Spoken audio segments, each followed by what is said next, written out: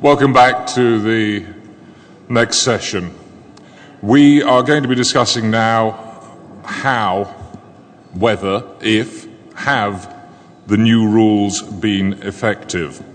The regional policy brief on improving corporate governance in MENA banks was, of course, published pretty much this time last year. It contained 74 recommendations. How many of these recommendations were recognized by the industry? How many of them have been implemented? How many of them have been successful? We'll be looking at some of these issues to begin with. A lot of it was about boards, about the requirement for training of directors, regularization of board meetings, directors' responsibilities, directors' qualifications, the establishment of proper governance committees, audit committees, risk monitoring, remuneration, IT governance. There were comments about non-executive directors, the need for non-executive directors, and how much of a complication that could be. And this has already been touched on in one of the earlier sessions where family-owned businesses are concerned. There is, of course, the old story which asks the question what the difference is between the average, this comes from the UK, by the way, what the difference is between the average non-executive director and a supermarket shopping trolley. The difference, of course, is a supermarket shopping trolley has a mind of its own. There are other issues as well, issues of disclosure, of transparency, the requirement for firewalls against conflicts of interest. We'll be looking into all these. We actually are supposed to have 4 speakers, and if Mr. Grant Kirkpatrick is in the room, please come and join us on stage. We have sent out search parties for him. In the meantime, we will make a start, and allow me to introduce our four speakers on the panel. I have immediately on my left, Mr. Ali Auda, Director of the Research Department for the Union of Arab Banks. Further over, Mr. Alim Kumar, Deputy General Manager, Risk Management for Bank Muscat. And to his left, Mr. Michael Matosian, Executive Vice President and Global Head of Group Regulatory Compliance for the Arab Bank Group. I'm going to invite each of them to give a short presentation, and after that, what I'm going to do straight after that is go to some of our poll questions to get you involved, to get feedback from you. So, without further ado, Mr. Auda. Good morning, ladies and gentlemen. The concept of corporate governance is not an isolated concern, and we cannot deal with it on a standalone basis. Thus, we are working on promoting among Arab banks the necessity to deal with corporate finance as a part of a wider concept, which includes also risk management and compliance.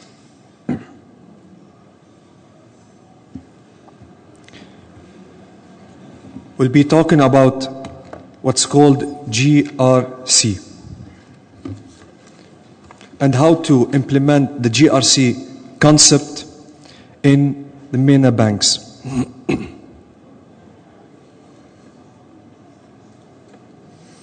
First of all, GRC. G stands for governance, R stands for risk management, and C for compliance. The GRC is the umbrella term that covers the organization approach across the 3 important areas.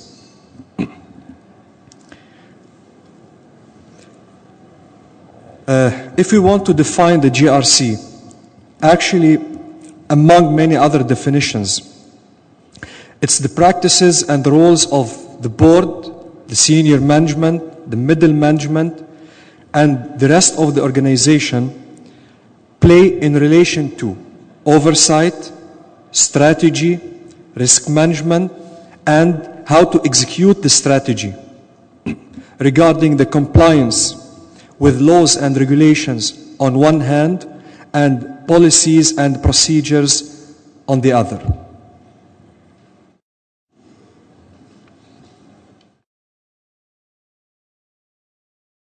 These three concepts are closely related. Actually, they might be concerns. We might call them concerns, especially after the financial crisis. So, since these three issues or concerns are closely related, any company have to integrate them in order to avoid conflicts of authorities within the company or conflicts of interests within the company or between the company and external bodies, or can avoid overlaps in authorities and responsibilities.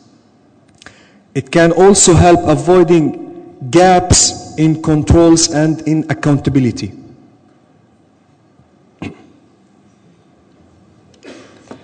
GRC includes, of course, governance, risk management, and compliance.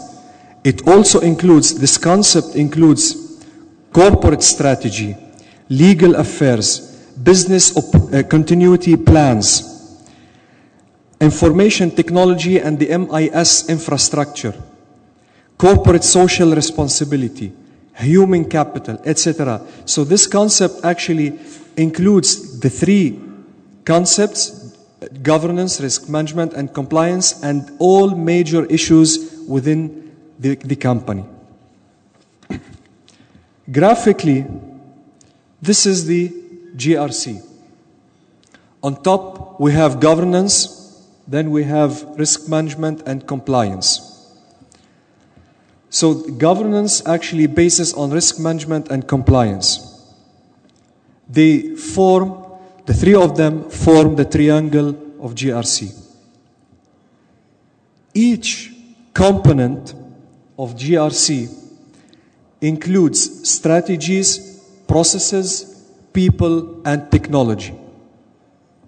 And of course, those four components should be integrated together. So the processes, the strategy, people, and technology of each component should be harmonized, should be integrated to form the GRC. So each one includes strategies, processes, technologies, and people. It's a cycle. The GRC is a cycle.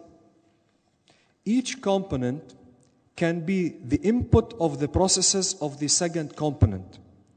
For example, governance, which includes corporate control, enterprise risk management, policy management, etc. All these components, they are the input for the risk management processes. So, those items can form the risk management policy or strategy, which includes identification of risks, assessment of risk, mitigation of risk, etc. Again, all these components can feed the compliance process. The compliance process can also feed into the governance, etc.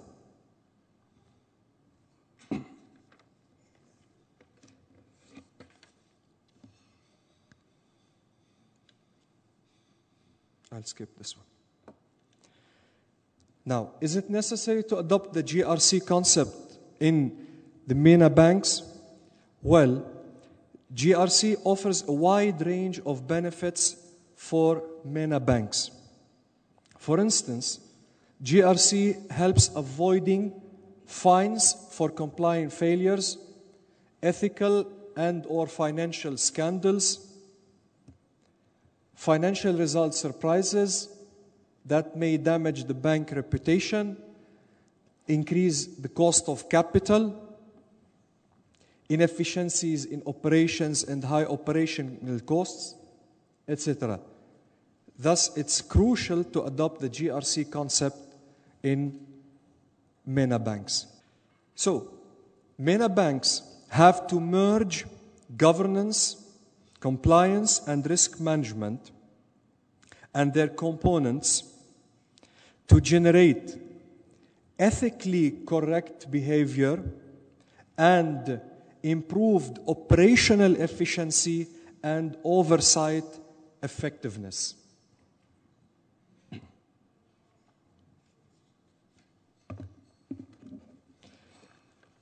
We know that it's not easy to implement the GRC. There are many challenges to adopt the GRC concept in MENA banks. Some of the problems are, for example, limited transparency and disclosures, the data quality. This is another problem. The implementation of inappropriate risk measurements, the lack of effective process to harmonize the flow of information from different sources of risks, etc., and high cost of producing trusted and timely data.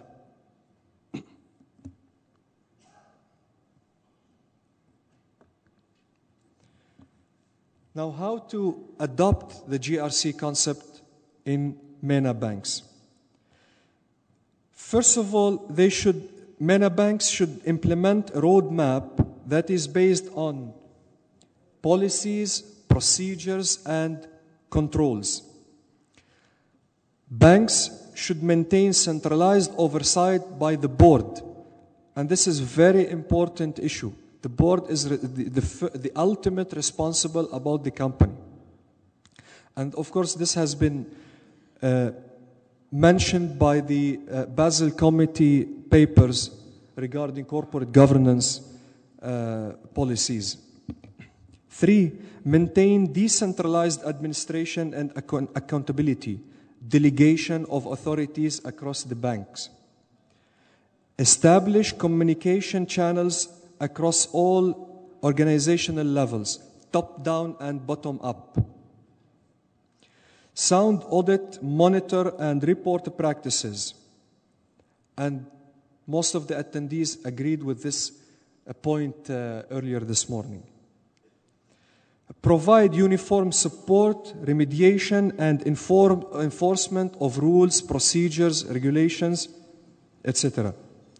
And implement continuous improvement processes to update the GRC mechanisms.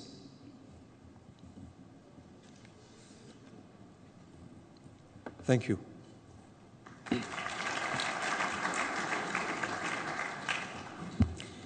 Thank you very much. I'd now like to invite Mr. Grant Kirkpatrick, Head of the Corporate Affairs Division of the OECD, to take the stage.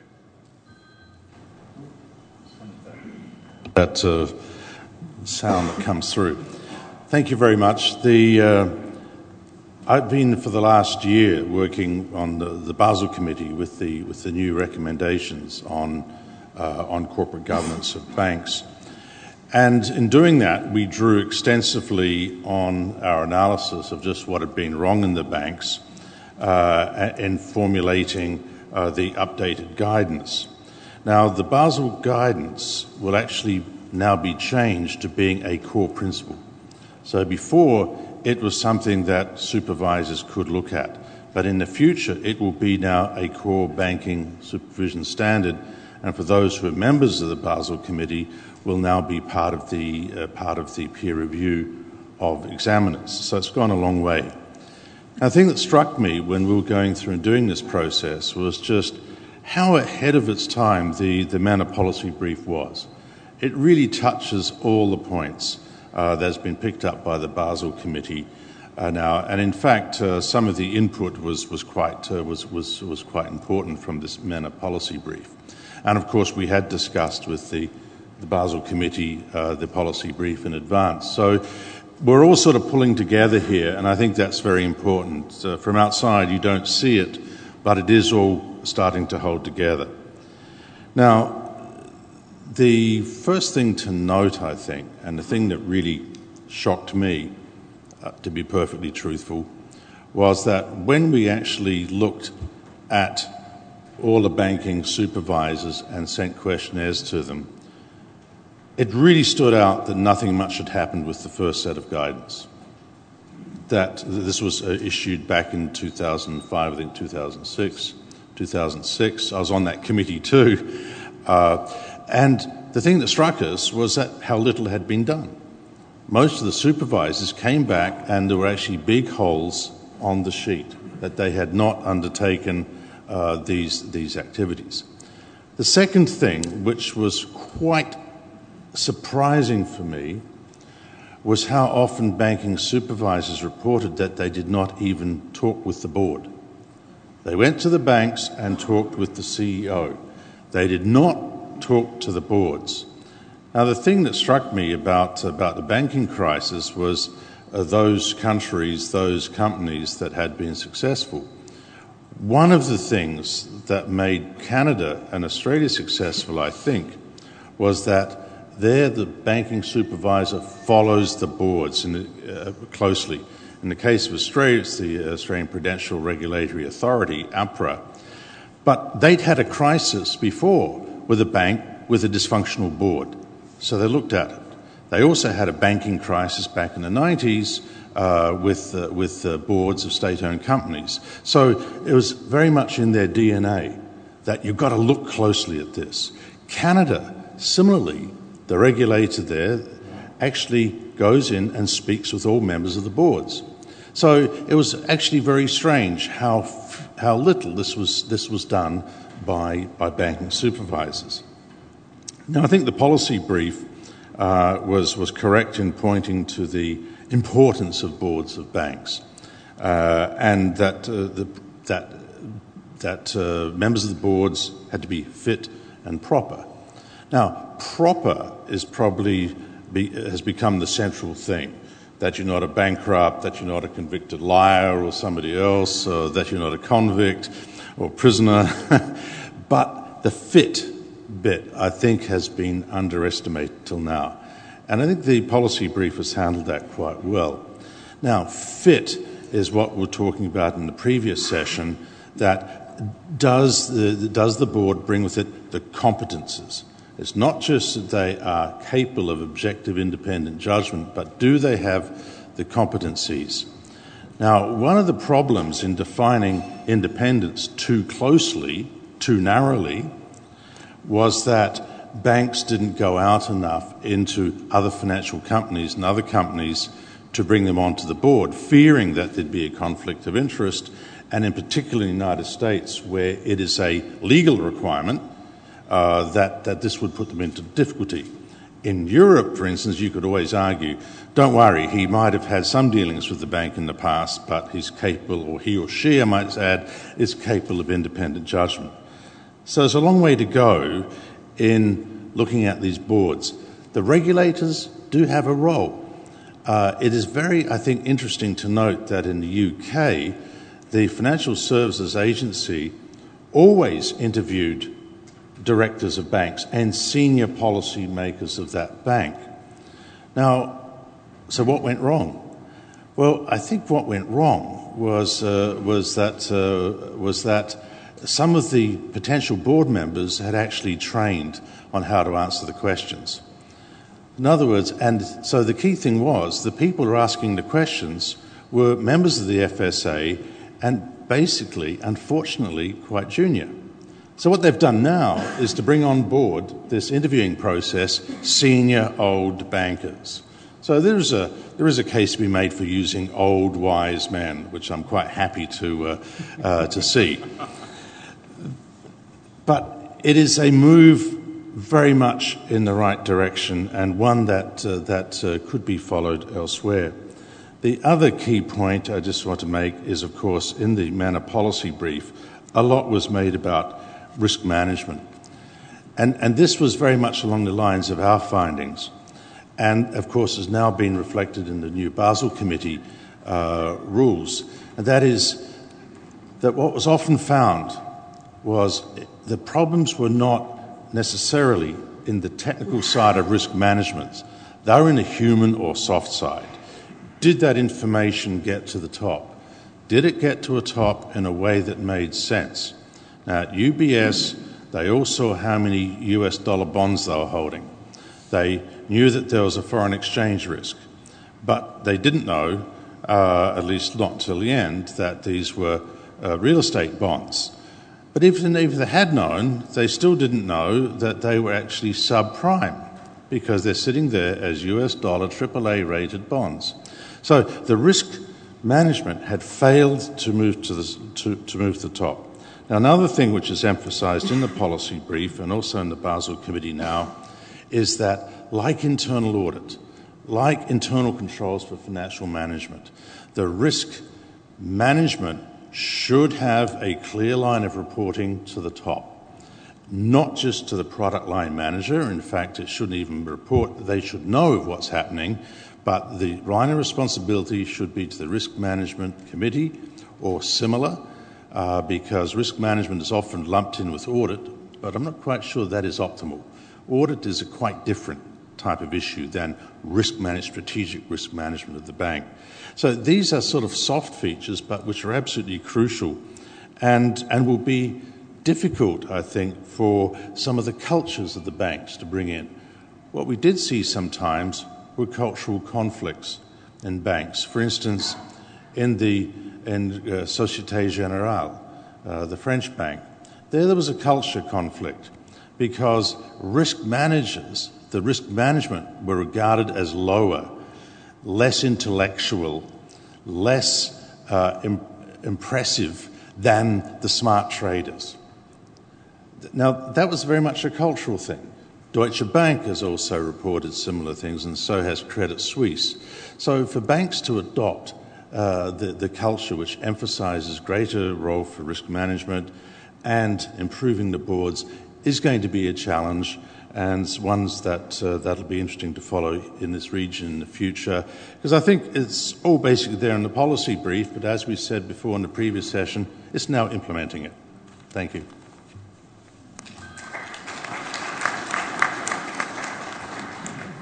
Thank you very much. See, I couldn't speak until you'd switch yours off. Thank you very much, Dr. Kirkpatrick. Let me turn now to the gentleman on my left, Mr. Lee Kumar, if you'd like to take on. Risk is defined as any issue that hinders an organization from reaching its objective. So by extension, risk management is defined as any process that helps an organization achieve its objective. Now, that simple definition poses an interesting question. I think one of the speakers alluded to that in the earlier sessions. Whose objectives should an organization seek to achieve?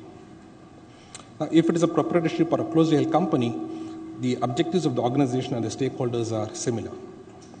In a publicly held company, you need to take care that the interest of the organization represents not only the interest of the dominant shareholders who control the company, but also the shareholders who are dispersed among the public.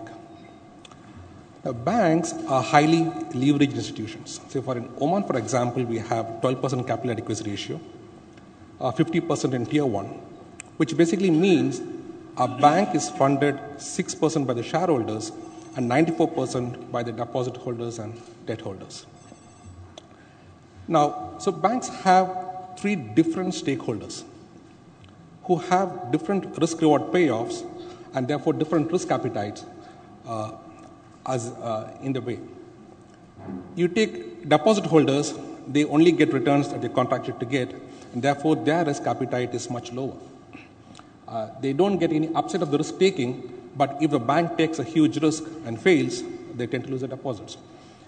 Now, in most countries, the deposits are guaranteed by the government, and therefore the regulator's view largely lies in line with this stakeholder group. Now, if you talk about shareholders whose capital makes it possible for a bank to take risk and generate a return, they understand that the bank is in the business of taking risks and managing it. Now, as far as they have a share in the profits of the risks as well as in the losses, therefore they tend to have a higher risk appetite. As long as the risk-adjusted return is positive, they would encourage higher risk-taking.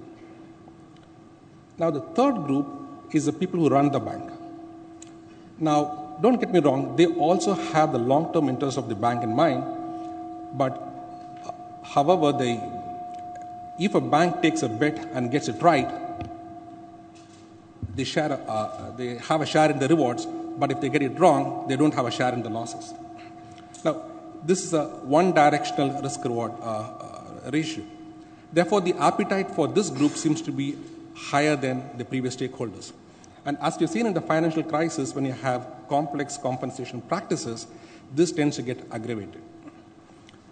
Now, risk management's key role is to align these different stakeholders' objectives into one organizational objective, make sure that the risk levels are defined in line with the organizational objective, and the business is conducted within the risk level set. Now, corporate governance is a framework on which an effective risk management can function. Now, I'll talk about three issues where I think a corporate governance can help risk management. Firstly, risk management is counter-cyclical, which means the job of a chief risk officer is most challenging during good times. Good times tend to encourage aggressive risk-taking, and it is at this particular point in time a good chief risk officer would set prudential risk limits and ensure that the business operates within those risk limits. If it doesn't do that, then the role of a risk officer becomes irrelevant during bad times because the horse is already bolted. Now, it is in this particular situation that I think compliance function is very invaluable. It asks the right questions. Who manages the risks in a bank? Is there a board risk committee, as Mr. Grant said? Does a chief risk officer report to the board? Is the compensation of the risk managers independent of the business that they oversee? Is the risk management capable of identifying, measuring, and reporting risks accurately? I think Hawkamah's policy brief has helped focus the attention of the regulators and the banks on this particular core issue. And I think in Oman, there has been, the banks have been steadily making improvements in corporate governance initiative, aided by the regulatory guidelines.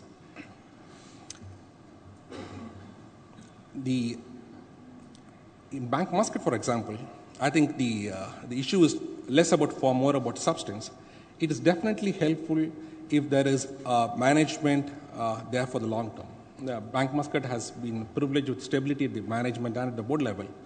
What that helps is that the people who run the business have a personal knowledge of the business that they do. They have personal knowledge of the risks it entails, and it helps them take a long-term view. They have also been through one economic cycle, and they can see the patterns of boom and bust more clearly, and that is clearly helpful. Secondly, a good risk management begins with risk measurement. A risk measurement needs financial information of the borrowers. I think Hawkamah's policy brief had a statement on the bank getting involved with the customer's corporate governance. I think it is not a nice to have, but a must have. But even if there are any doubts in the past, I think the recent events, particularly the failures of large conglomerates in Saudi, has brought the message home loud and clear that there are no names too big to fail. And in that context, I think full credit must be given to Central Bank of Oman. I think they mandated the banks to obtain audited financial statements for corporate borrowers and audited net worth statements for personal borrowers way back in 2001. This has had a hugely beneficial impact for the banking community in Oman. The transparency that is brought about by having a consolidated audited financials of the borrowers makes it possible for the bank to know the financial standing, to know the corporate governance violations, if any, and intervene where necessary. Thirdly, risk management, a good risk management also means that you are able to publicly disclose information on your risks on a timely basis.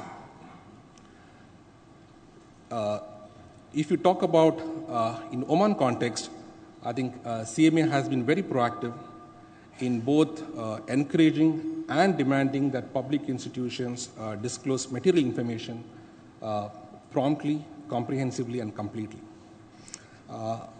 If you were to do a Google search on the recent Ghazebi exposures, you would find that the most elaborate disclosures have been made by Omani banks. I think that is a positive development. Now, as the Omani banks get integrated with the international financial community, strengthening corporate governance would enable them to meet the challenges of the future with increased level of confidence. So if you were to ask me, does the new rules been effective, I would say yes. The new Hawkamah rules have been effective in focusing the banks on corporate governance initiative. Thank you.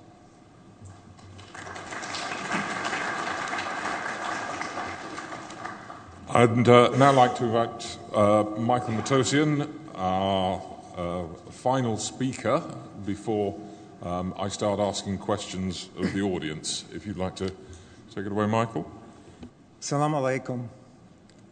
As head of compliance, I felt it was important for me to focus on compliance as a key component of corporate governance.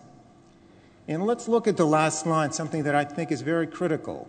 It could be the glue that holds corporate governance together.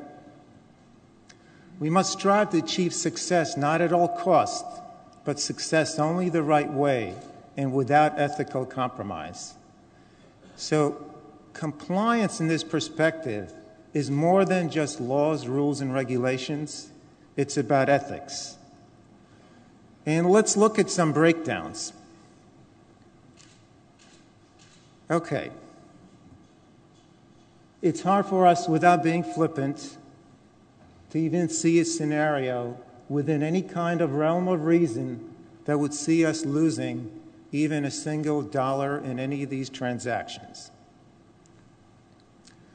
I was the former head of AIG, Financial Products Division. That cost the government $170 billion. At the same time, the company paid itself, the executives that lost the money, $165 million in bonus. What went wrong? Was it greed, lack of corporate governance, or lack of regulatory oversight? All of the above. Let's look at some more examples. This is an interesting example of a code of conduct. Talks about respect, talks about open, honest communication, talks about excellence. I'd like to work for a company like this, except that's the excerpt from Enron's Code of Ethics. At the same time, the CEO, Ken Lay, was telling his employees to buy stock. He was selling his stock. Now, how ethical is that individual? How ethical is that company? Is that who you want to work with? So no matter if you had 100 auditors, 100 compliance officers, it would not make a difference if the center is corrupt. Here's some more names, some people you know. WorldCom, Tyco, these people are in jail now, but they also cost the shareholders lots of money. Barron's Bank, I think everybody remembers that. You know, that bank had been around for a century, but certainly one trader controlled the front end, the middle office, and the back end. Cost the company, went bankrupt. Bernard Madoff and others, the list goes on and on. So how do we really control all these issues that have come up? You know, there's lots of definitions of corporate governance. And the one that I like talks about a control mechanism that provides the necessary independence to ensure that the strategies of executive management are carried out. You see, that sets the parameters, the direction of the company. It's always interesting, is it better to have the right strategy or the right execution? You need both. You need a right strategy and you need to implement. But you also need an effective risk management program. You need to know what the risks are. There's a quote that I enjoy. It says, a ship in harbor is safe, but that's not what ships are for. So we've got to take risks, but we've got to know the risks we take, okay? Risks just don't happen. We bring on the risks by the products, the services, the transactions that we do. So let's make sure the risks we take are the risks we intend to take. Very simple, but try to sell that to your management. And the example that I like to give is if you put your hand out over a stove, and as you bring it down, you're going to feel the heat. And that is risk management that's going to go from your fingertips to your hand, to your mind, that's going to say you're going to get burnt. So make sure you take your hand out. Without an effective risk management program, you're going to get burnt. Okay, so you're not going to play again. So I started out saying it's not success at all costs. Because if we take a different approach about compliance, when I started in the region about 5 years ago, compliance was just anti-money laundering, a lot of the region. And about anti-money laundering, it was just checking your name on a list. I think we've come a long way in the MENA region, where if we look at compliance beyond the laws, rules, and regulations to ethics, are we doing what we say we do? Let me skip that and go to this and say there's a lot of value in having a compliance program that's customer-focused. If we look at all the way on the right, it talks about, do we live our core values of the company? So do we cheat the customer? Do we not show them the disclosures? Or do we treat the customers fairly? And with that, if we sell the customer the right product at the right price, you know what? That's good for business. And try to sell that compliance is and always will be good for business. But an effective compliance program is not complete without an anti-corruption program. It really goes hand in hand because you really need to look at the ethical conduct. And I know all of us now have codes of conduct. And we've got a web-based training now at Arab Bank that everybody has to look at it annually. And the board of directors have their own. But what does it mean? It's not always that easy to make the right decision. You think it is, but it's not. When the offset is, you may lose a very large account. But it doesn't help the country if you take a client on or you reject him and the bad guy goes across the street and does business with someone else. So if we look at the elements of an effective compliance program, we've got to look at a corporate culture that encourages ethical conduct. And you need to have compliance officers that have a seat at the table. As mentioned before by my colleagues, that a risk person or a compliance person, if he doesn't sit with management, doesn't report at the high level, nobody's going to listen to him.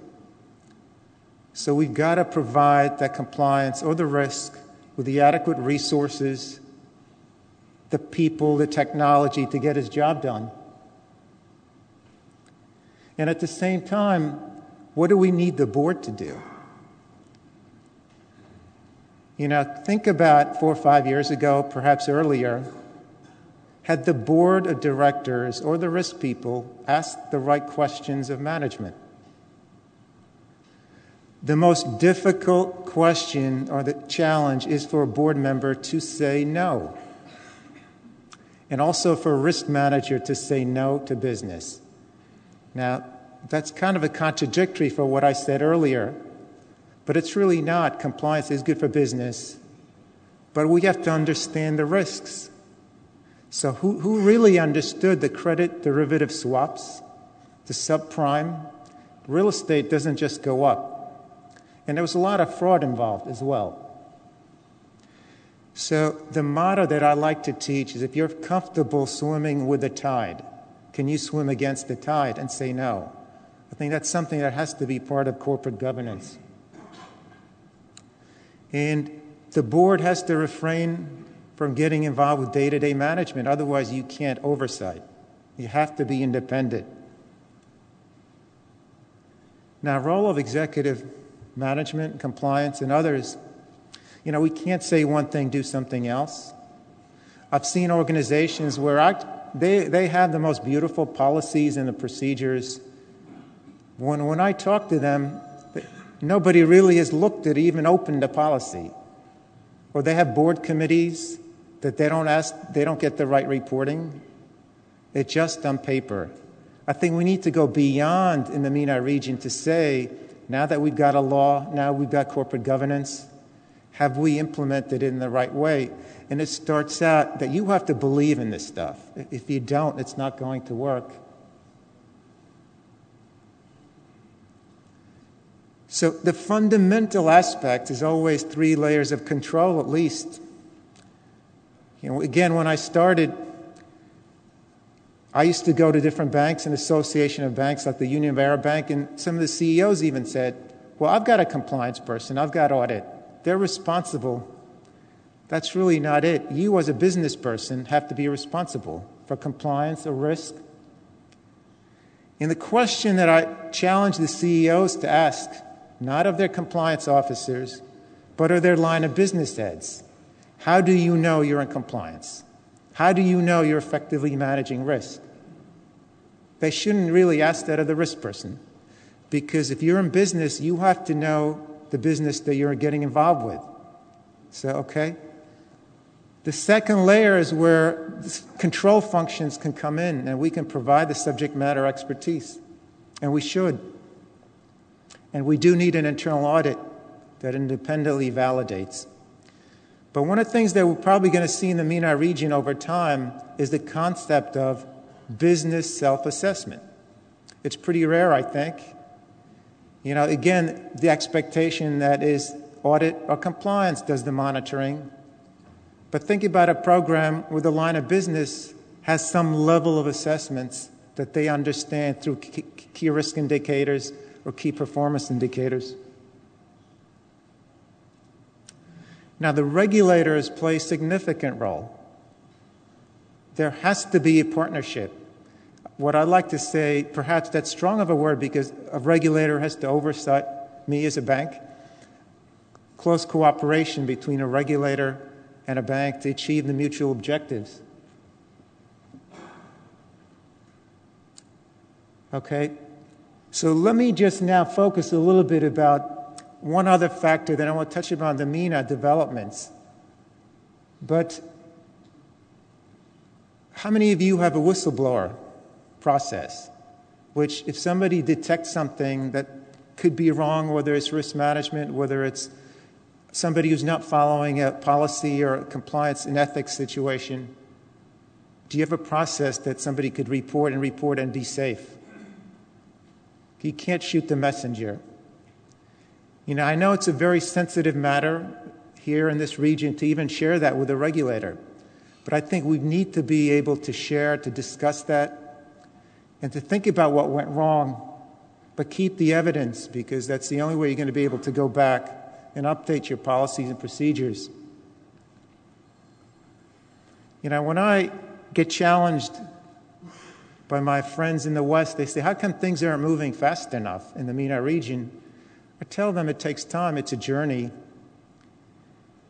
And AML specifically was around in the US since 1970s, and it took a long time before that really got adopted. I think we've done a great job in the MENA region to implement a lot of tough regulations, whether it's AML, whether it's corporate governance. Now all 20 MENA countries have a law called AML. 16 have criminalized the financing of terrorism. 18 are members of the financial intelligence units. 7 are members of EGMOT. And we've got the OECD, we've got Hawkamah and others, U.S. private sector dialogue. We've adopted the UN anti-corruption measures. So there's a lot of good developments in the region. But again, I don't expect you to see this from the back, but the mosaic reflects that things don't get adopted altogether. All the way on the right, the maroon or the red is where the AML laws, the blue are where we've criminalized terrorist financing. And some of these are very recent, by the way. So you're going to see that we've adopted a lot of these measures over time, in a very short time. Just in the past 10 years, we've come a long way. Okay? I think the progress that the MENA has made is much faster than many other regions in the world. So with that, I will leave you, and I welcome your questions at the end. Thank you.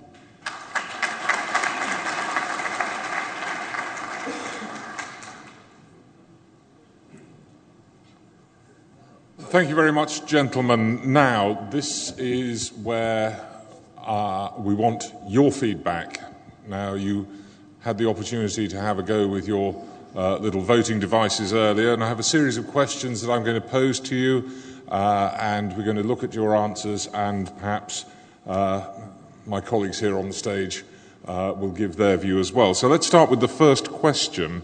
After what you've just heard and what you've been hearing earlier this morning, in your view, what are the key governance improvements introduced in MENA banks during the past year? We have 5 options there. Risk management function improved, compensation arrangements reviewed and aligned with performance. I think there's a deliberate mistake in 3. I think it should be related lending tighter regulated. 4D, use of consolidated reporting more widespread, or E, have there been no improvements? So, ladies and gentlemen, if you would like to cast your votes now, remember it is one widget, one vote. Okay. 10, 9, 8, 7, 6, 5, 4, 3, 2, 1. Risk management function improved by a clear margin, although very nearly a fifth say there have been no improvements. Perhaps some of the people up on stage would care to comment on that.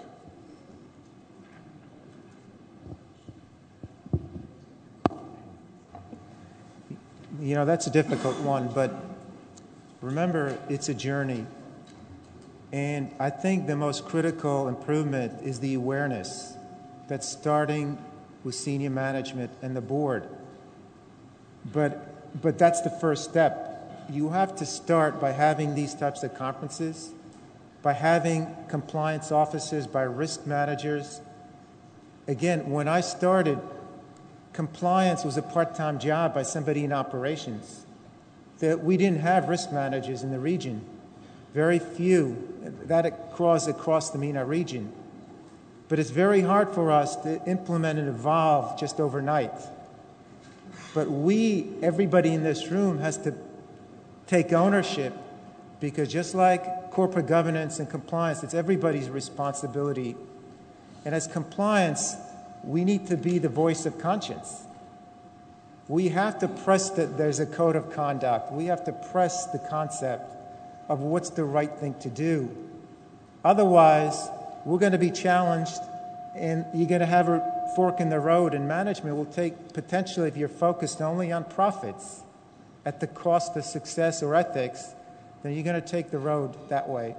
So we in corporate control functions have to take a more active role to manage and help in the improvement.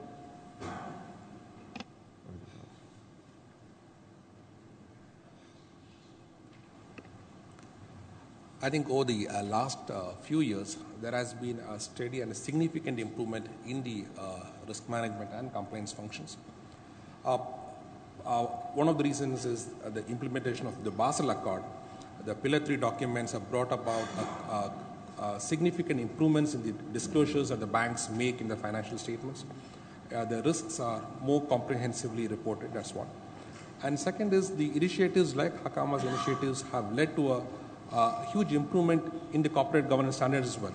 Today you have a lot of banks having a whistleblower policy, a disclosure committee, and having a very clear defined process of how you treat staff complaints on governance failings. They have a set process. To that extent, as Michael said, the progress that the MENA region has made over the last 5-6 years have been pretty impressive. Do we have any other comments on stage on it? By all means. Well, I disagree with the 20% says there's no improvement. Actually, the evidence that there's a significant improvement is that the majority of Arab banks have been away from the crisis, from the effects of the crisis. This is due to two things: good risk management and compliance with the rules and regulations implemented by central banks. It's not a coincidence that the majority of Arab banks have not been affected by the crisis.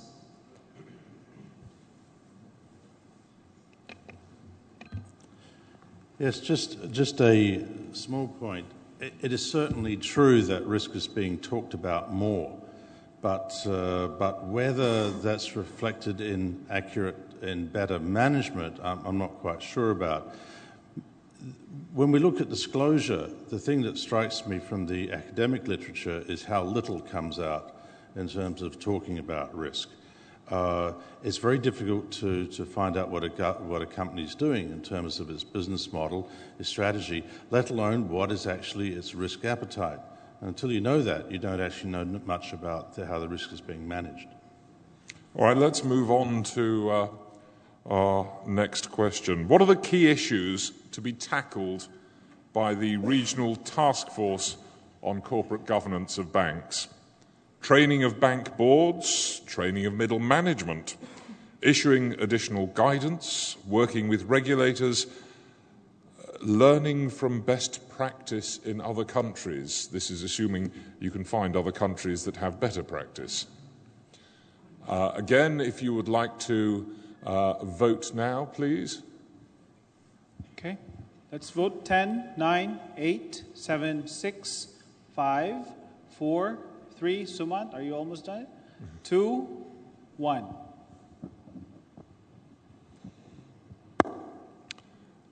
It's all down to the boards. Do we have any thoughts on that, gentlemen, or are we all in agreement? All passed. Nobody's got anything to say, and we all agree. All right, moving on then. Our third question: what area within an organisation should be responsible for ensuring compliance with corporate governance standards or principles? This is a recipe for a turf fight, isn't it? Legal, compliance, risk management, corporate governance committee, or other? Again, if I could ask you to cast your votes. Okay. 10, 9, 7, 6, 5, 4. Everybody voted? 3, 2, 1. Does this mean you're still in a job, Michael?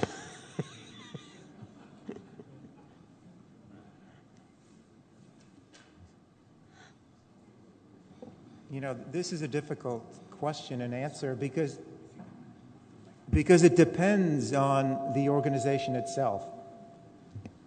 Corporate governance, as we all know, involves many interdependencies in a number of areas within an organization, both inside and outside. Usually, if you're talking about the board, you've got the general secretariat or the legal gets involved. You've got financial reporting, which is the CFO. You've got compliance on some of the code of conduct issues. You've got operational issues. You've got risk management issues. So perhaps I think the answer of some sort of a corporate governance committee makes a lot of sense, because you've got to bring in all the disciplines, and they all have to be involved to see how they're doing. But you've got to have somebody that's going to drive the program, especially when corporate governance becomes a regulatory review area by the regulators. So if they come in, you can't say, go talk to 10 different people. It'd be nice for you to say, go talk to one area who coordinates the responsibilities across the organization. It's almost like enterprise risk management. Somebody at the top of the house has to see how corporate governance works. Can't have one side of the company say one thing, the other say something else. That's why I think it's a good idea to have some level of a holistic view. And let's round up with our last question now, which is a straightforward yes-no answer. Is there a need for more regulations to address specific components of corporate governance? Our final vote. In 10, 9, 8, 7, 6, 5, 4, 3, 2, 1. Which I suppose is the answer we could have guessed at. What the question very carefully doesn't do, of course, is ask you which particular components of corporate governance you might think would require more regulation. Are there, and I'm going to pose this question to the panel, could you say there is one particular area that needs addressing that you think is the urgent issue?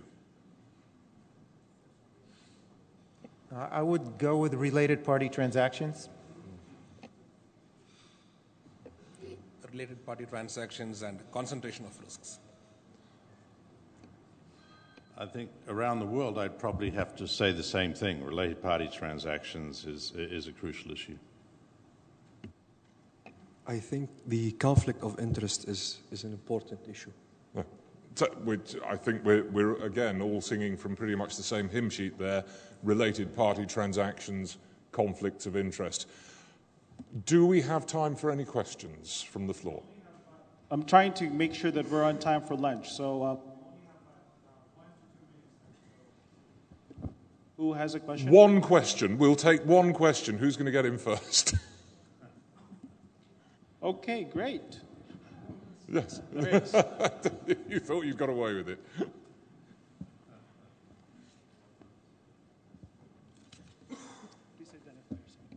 My name is Stephen Thomas. I work for Renaissance Services SAOG, a public company listed on the Muscat securities market. I actually have a non-banking question, but on this subject. I think we're all agreed that governance, risk management, compliance are all crucial to all businesses, including banks. And whilst the governance issues seem to have worked universally across all companies, whilst having independent compliance, measurement and oversight makes sense, internal audit makes sense. On the issue of risk management, whilst it's clear, I don't know, that's it. Whilst it's clear to all why banks should have an independent function looking at the management and measurement of risk, what is people's view that an operating company, different non-financial business, so not looking at systemic financial risk, you're looking at business risk, competitive opportunity risk, that by having any form of new regulation that would require risk management to be taken out of the line management responsibility of the CEO and the key operatives of the company. This is not to say that there is no risk management. There should be clear parameters, clear levels of authority and guidelines of what the company's risk appetite is, but that should be vested in the responsibility of the line management, accountable back to audit committees and boards, not as a separate function. What is the panel's view? Yes, I think this is a highly important question. Risk management in non-financial companies, I think, has been drifting away from its basis of enterprise-wide risk management. And the reason probably is SOX 404. It made everybody focus on financial side of risk management and not on the operational side. Now, when we came out with our conclusions on the crisis, we received a lot of criticism from some CEOs who said, I am the risk manager. And the response, I think, from our side was, fine, you are. All your management are responsible for implementing the risk appetite of that company. That doesn't mean to say there shouldn't be a separate monitoring process you could call it risk management, but basically this is something that management does every day. However, it doesn't mean to say that you don't need internal control, internal audit. It just means that these two must work in parallel. Thank you very much, ladies and gentlemen. Thank you for your attention.